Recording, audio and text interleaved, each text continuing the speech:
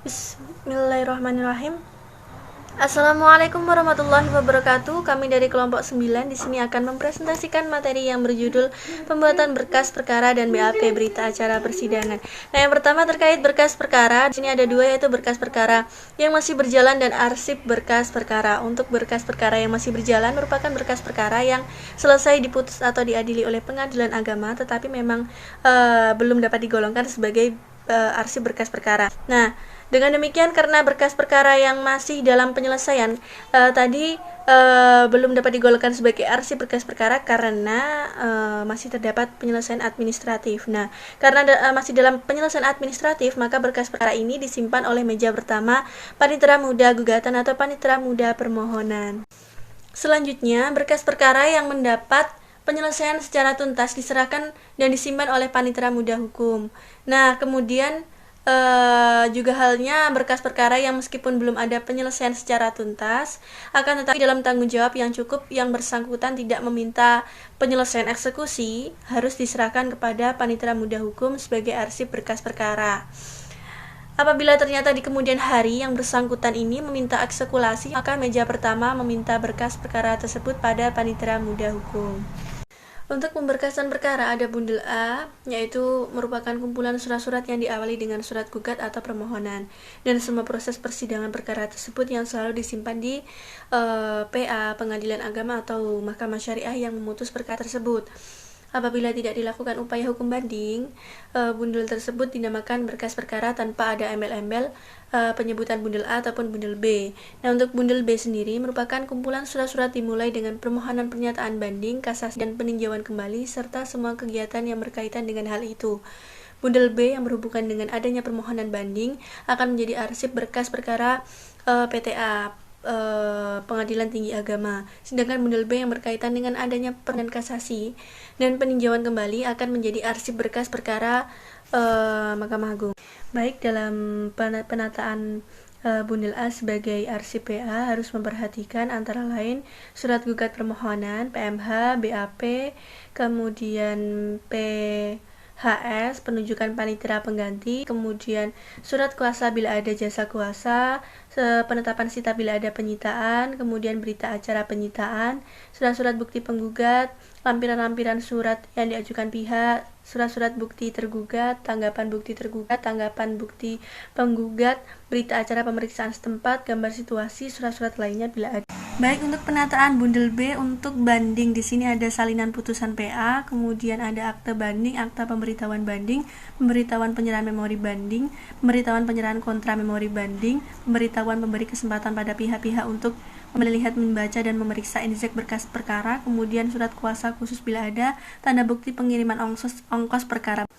Penataan bundel untuk kasasi. Nah, di sini relas pemberitahuan isi putusan banding kepada kedua belah pihak. Kemudian akte permohonan kasasi, kemudian surat kuasa khusus dari pemohon kasasi bila ada, memori kasasi atau surat keterangan tidak mengajukan memori kasasi, kemudian relas pemberitahuan kasasi kepada pihak lawan, kemudian relas pemberitahuan memori kasasi kepada pihak lawan, kemudian kontra memori kasasi bila ada, relas pemberitahuan kontra memori kasasi kepada pihak lawan, relas memberikan kesempatan kepada pihak-pihak untuk melihat, membaca, dan memeriksa injek perkara-perkara, kemudian salinan putusan PA, salinan putusan PTA, tanda bukti setoran biaya kasasi yang sah dari bank, surat-surat lain bila ada.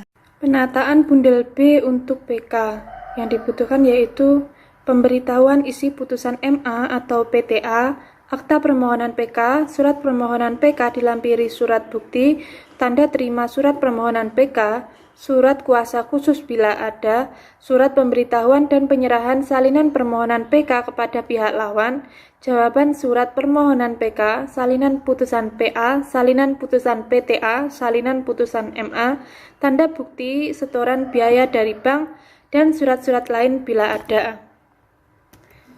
Selanjutnya yaitu berita acara persidangan, yaitu akta yang resmi, autentik yang dibuat dan ditandatangani oleh hakim atau ketua sidang bersama panitera, yang di dalamnya memuat keterangan tentang segala sesuatu yang terjadi dalam pemeriksaan perkara persidangan.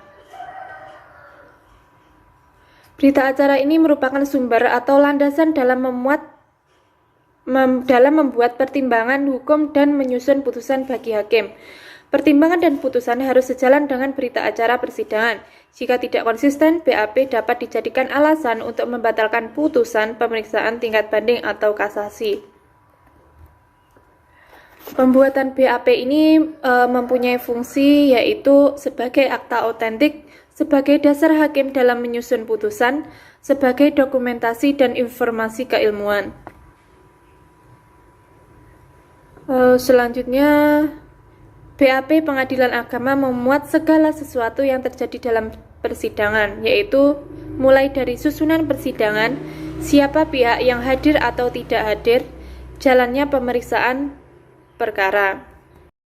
BAP ini memuat diantaranya pengadilan yang memeriksa hari, tanggal, bulan, dan tahun, identitas dan kedudukan para pihak dalam perkara, susunan majelis hakim dan panitera sidang, pernyataan sidang dibuka dan terbuka untuk umum, keterangan kehadiran dan ketidakhadiran para pihak, pernyataan sidang tertutup untuk umum, pembacaan surat gugatan, pemeriksaan pihak-pihak, pernyataan sidang terbuka untuk umum, penundaan sidang, pernyataan sidang diskors untuk musyawarah majelis hakim, pernyataan sidang dibuka, pernyataan sidang ditutup, dan penandatanganan oleh ketua majelis hakim dan panitera. Materi persidangan yaitu memuat yang pertama jawab jinawab, yang kedua yaitu pemeriksaan alat-alat bukti, yang ketiga keterangan saksi ahli apabila ada, yang keempat yaitu kesimpulan apabila dikehendaki para pihak. Selanjutnya susunan kalimat. Pertama menggunakan kalimat langsung, yakni kalimat tanya jawab langsung antara majelis hakim dan para pihak dan para saksi. Yang kedua menggunakan kalimat tidak langsung. Format berita acara.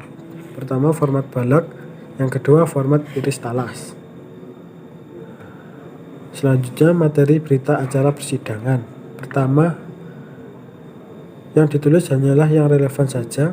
Yang kedua, berita acara harus sudah selesai sebelum memasuki sidang berikutnya. Yang ketiga, kesalahan tulisan harus direnovasi. Yang keempat, sebagai dasar menyusun putusan oleh hakim. Format berita acara. Pertama, bentuk dan ukuran huruf harus konsisten dan rapi. Yang kedua, halaman yang sama, separuh bagian berisi pertanyaan dan separuh lagi berisi jawaban. Yang ketiga, disusun berurutan berdasarkan tahap persidangan. Yang keempat, apabila terdapat kesalahan tulisan dalam BAP cukup direnovasi saja. Yang kelima, ditulis posisi atau urutan persidangan.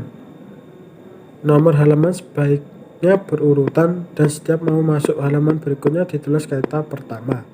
Yang keenam, jika persidangan dilakukan dengan cara tertulis, maka seluruh jawaban replik dan duplik disalin secara utuh dalam BAP. Selanjutnya, monitoring penandatangan berita acara persidangan. Penandatanganan BAP dilakukan sebelum sidang. BAP harus ditandatangani oleh hakim majelis dan panitera sidang. Panitera sidang berkewajiban membuat BAP sedangkan hakim ketua majelis bertanggung jawab atas kebenarannya. Apabila hakim ketua majelis berhalangan untuk menandatangani BAP, beralih pada hakim anggota majelis itu yang lebih senior. Apabila panitera sidang berhalangan untuk menandatangani, maka cukup dijelaskan dalam BAP itu. Selanjutnya, pembuatan BAP pelaksanaan ikrar talak. Pertama, format dan isinya sama dengan BAP perkara biasa. Yang kedua, harus ditulis kehadiran dan ketidakhadiran para pihak. Yang ketiga, apabila ada yang tidak hadir, maka terlebih dahulu dibacakan relas oleh hakim ketua majelis. Yang keempat, harus dicatat keadaan istri pada saat ikrar talak. Yang kelima, harus ditulis redaksi ikrar talak. Yang keenam, harus ditulis amar penetapan hakim. Yang ketujuh, harus ditulis bahwa sidang penyaksian ikrar talak terbuka untuk umum.